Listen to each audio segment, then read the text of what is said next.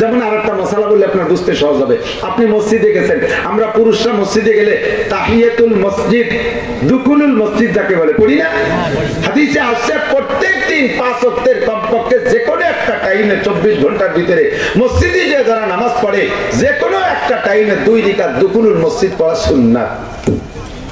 এটা হুজুর বলেন যে এটা সুন্নাত, এরকম বলেন, খুব গুরুত্বপূর্ণ নফল।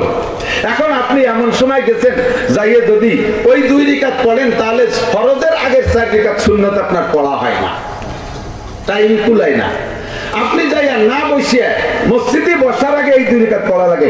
আপনি যে না বসিয়া যেই সুন্নাত 4 রাকাত ফরজের আগে আছে ওই সুন্নাতের ভিতরে আপনি দুকুলুল মসজিদের নিয়তটাও করে দিলে আল্লাহ তাআলা ওই 4 রাকাত আর দুকুলুল মসজিদের 2 রাকাত 6 রাকাতের নেকি আপনারা দিয়ে দেবেন।